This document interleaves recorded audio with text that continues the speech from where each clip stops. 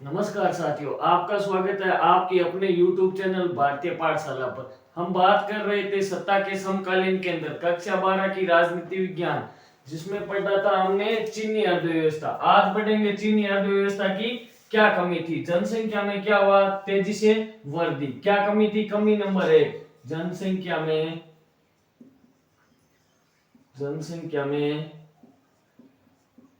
तेजी से वृद्धि, जिस कारण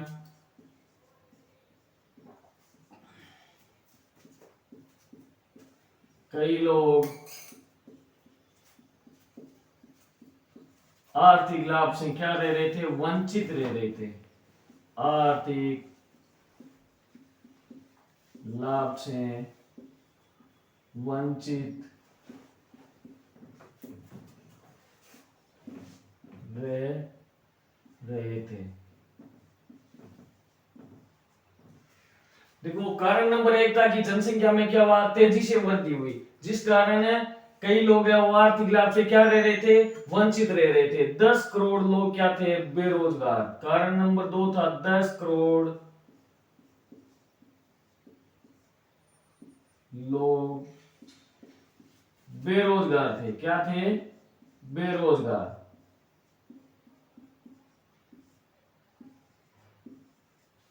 कारण नंबर 3, महिलाओं की आर्थिक स्थिति क्या थी? कमजोर थी। महिलाओं की आर्थिक स्थिति अच्छी नहीं थी। आर्थिक स्थिति अच्छी नहीं थी।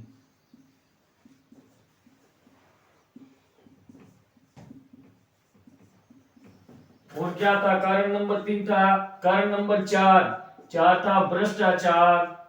भ्रष्टाचार भ्रष्टाचार तेजी से बढ़ रहा था। बढ़ रहा था। कारण नंबर 5 था पर्यावरण प्रदूषण। पर्यावरण प्रदूषण। कारण नंबर 6 था गांव व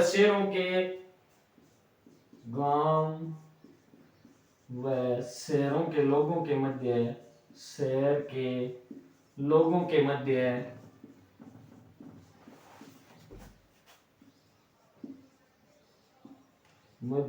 आर्थिक विषमता बढ़ी। चलो दोस्तों, बात करती है चीनी अर्थव्यवस्था में क्या क्या कमी, यानी कमी के क्या कारण थे।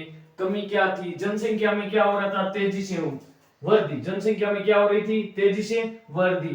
चीनी अर्थव्यवस्था यानी चीन है वो अर्थव्यवस्था में 5 से 6% क्या कर रहा था? वृद्धि कर रहा था। 5 से 6% वृद्धि कर रहा था, जबकि जनसंख्या वो 2 से 3% तेजी से वृद्धि कर रही थी। यानी आर्थिक विकास भी तेजी से कर रहा था और जनसंख्या भी क्या हो रही थी? तेजी से बढ़ रही थी, जिसके कारण कई लोगों को आर्थिक लाभ लेने में यानी आर्थिक लाभ लेने से क्या रह गई?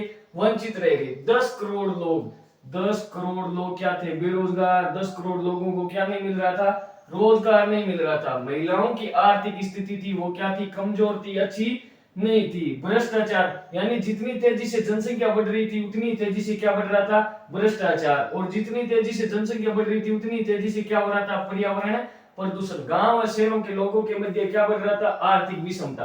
आर्थिक विषमता का मतलब है गांव के लोगों को शहर के लोगों की तुलना में आय व रोजगार के अवसर क्या मिल रहे थे? कम मिल रहे थे। जबकि शहर के लोग हैं उनको आय व रोजगार के अवसर है वो अधिक मिल रहे थे। गांव के लोगों को आय व रोजगार के अवसर क्या मिल रहे थे? कम मिल रहे थे। यही कारण थे चीनी अर्थव्यवस्था की कमियां यही थी। चलो आप इनको नोट करो।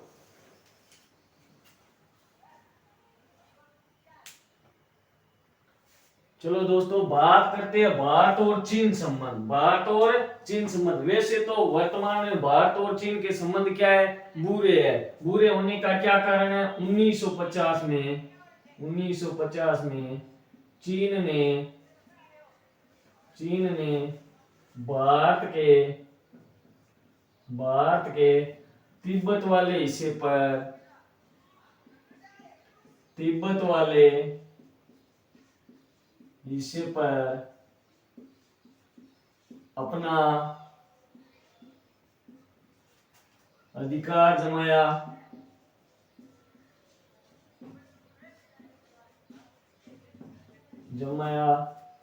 तथा वहां बस्तियां बसाई। चलो बात करते हैं भारत और चीन के संबंध। 1950 में चीन ने भारत के तिब्बत वाले हिस्से पर क्या किया, अपना अधिकार जमाया तथा वहां बस्तियां बसाई। जबकि ये नारा देते हैं हिंदी चीनी भाई भाई, इसीलिए ये भारत और चीन के संबंध क्या है, बुरे है। जब इन पर आंच आती है तो ये बोल देते हैं भारत और हिंदी चीनी भाई भाई, भारत को अपना क्या बना लेते हैं, भाई बना लेते हैं। लेकिन फिर भी ये भारत के साथ क्या करते हैं, विश्वासघात करते हैं। 2 नंबर कारण था 1962 में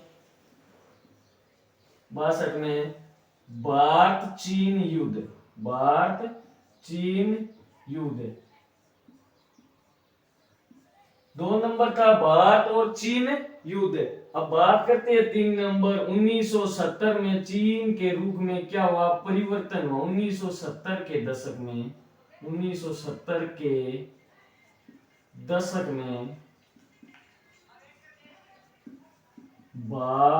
चीन के रूप में क्या हुआ, परिवर्तन हुआ। चीन के रूप में परिवर्तन हुआ। 1998 में भारत ने क्या किया, परमाणु परीक्षण किया, जिस पर चीन ने क्या जताई, नाराजगी जताई। 1998 में भारत का परमाणु परीक्षण, भारत ने परमाणु परीक्षण किया, जिस पर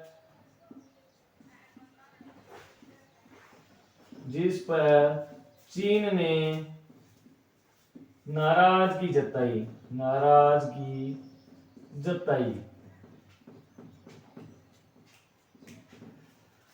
अब बात करते हैं 1998 में क्या किया, भारत ने परमाणु परीक्षण किया, जिस पर चीन ने क्या जताई, नाराजगी जताई। 1988 में भारत के प्रधानमंत्री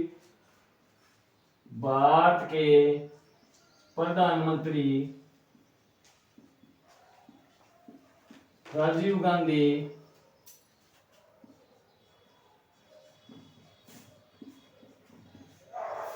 गांधी ने चीन का भ्रमण किया या दौरा किया, जिसके तहत अनेक समझौतों पर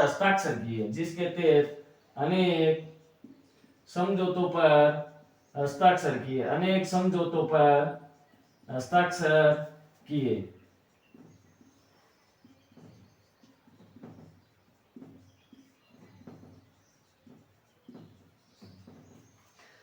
बात करते हैं 1988 में क्या, भारत के प्रधानमंत्री थे राजीव गांधी, जिन्होंने चीन का क्या किया, भ्रमण किया तथा अनेक समझौतों पर क्या किए, हस्ताक्षर किए। बात करते हैं 1999, बात करते हैं अगले पॉइंट पर। 1999 में भारत चीन के मध्य 30% प्रति वर्ष की दर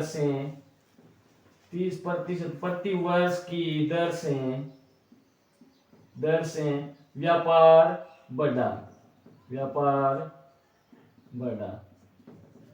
बात करते हैं भारत और चीन संबंध की। भारत और चीन दोनों ही एशिया के क्या है, महाशक्ति राष्ट्र है। दोनों ही देशों के पास क्या है, महाशक्ति है। 1950 में चीन ने भारत के तिब्बत वाले हिस्से पर क्या किया, अधिकार जमाया तथा वहां बस्तियां बसाई, जिसका जिसके खिलाफ भारत ने आवाज उठाई तो चीन वाले नारा देते हैं कि हिंदी चीनी क्या है, भाई भाई है। ये अपना दशक में भारत और चीन युद्ध हुआ। 1970 के दशक में चीन के रूप में क्या आया, परिवर्तन आया। चीन के रूप में क्या आया, परिवर्तन आया। 1998 में भारत ने परमाणु परीक्षण किया, जिसका चीन ने क्या विरोध किया, नाराजगी जताई। 1988 में भारत के प्रधानमंत्री राजीव गांधी चीन का भ्रमण या दौरा किया, जिसके तहत अनेक समझौतों पर क्या किया, हस्ताक्षर किया। 1999 में भारत और चीन के मध्य 30% प्रति वर्ष की दर से क्या बढ़ा, व्यापार बढ़ा। ये थे भारत और चीन के संबंध, आप इनको नोट करो। इसके बाद बात करेंगे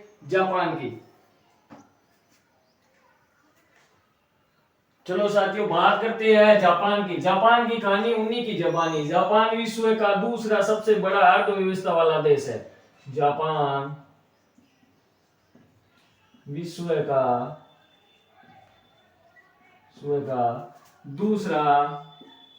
दूसरा सबसे बड़ी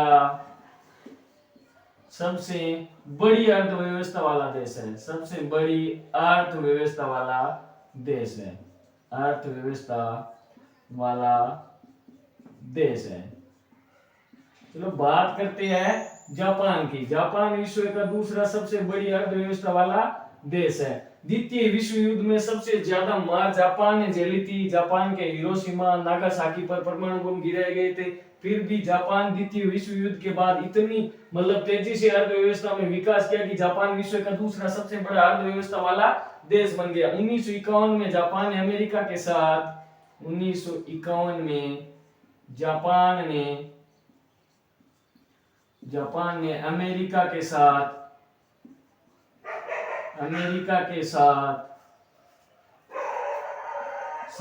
सुरक्षा समझौता किया।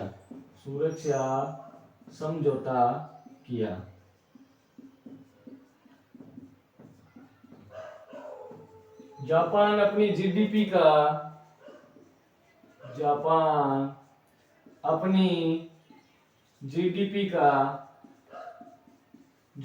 का 1% सेना पर खर्च करता है। सेना पर खर्च करता है। G8 समूह में एशिया का एकमात्र देश जापान है। G8 समूह में एशिया का एकमात्र देश जापान है।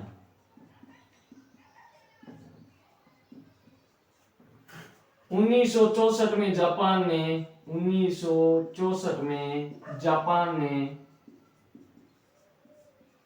ने आर्थिक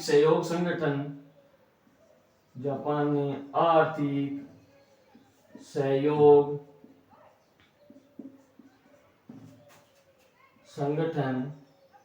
संगठन का सदस्य बना।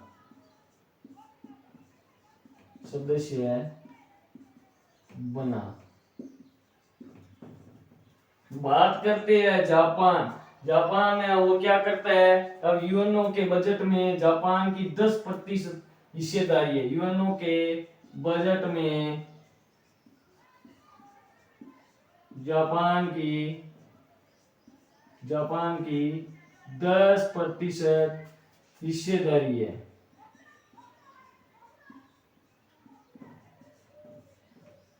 चलो साथियों, जापान की कुछ बात करते हैं उन्हीं की जुबानी से कि जापान विश्व का दूसरा सबसे बड़ी अर्थव्यवस्था वाला देश है, जबकि जापान ने द्वितीय विश्व युद्ध में सबसे ज्यादा मार झेली है। उसके बाद सर्वाधिक तेजी से वृद्धि करने वाला यानी अर्थव्यवस्था में सुधार करने वाला राष्ट्र है जापान। 1951 में जापान ने अमेरिका के साथ क्या किया, सुरक्षा समझौते पर हस्ताक्षर किया। जापान अपनी जीडीपी का सिर्फ मात्र 1% है वो सेना खर्च पर करता है, फिर भी जापान है वो क्या अर्थव्यवस्था में दूसरे नंबर पर आता है विश्व में। G8 समूह में एशिया का एकमात्र देश कौन सा है, जापान है। 1964 में जापान ने आर्थिक सहयोग संगठन का क्या बन गया, सदस्य बन गया। यूएनओ में जापान है वो 10% हिस्सेदारी किसकी होती है, जापान की। यानी यूएनओ का जितना भी बजट होगा उसमें 10% हिस्सेदारी होगी जापान की। आज के लिए इतना ही, हमारा चैप्टर नंबर 2 समाप्त हो गया है। हम बात करेंगे चैप्टर नंबर 3 समकालीन एशिया के बारे में, अगले वीडियो में बात करेंगे। यदि आपको वीडियो पसंद आए तो लाइक करना, शेयर करना, सब्सक्राइब करना। जय हिंद, जय भारत। ओके, धन्यवाद।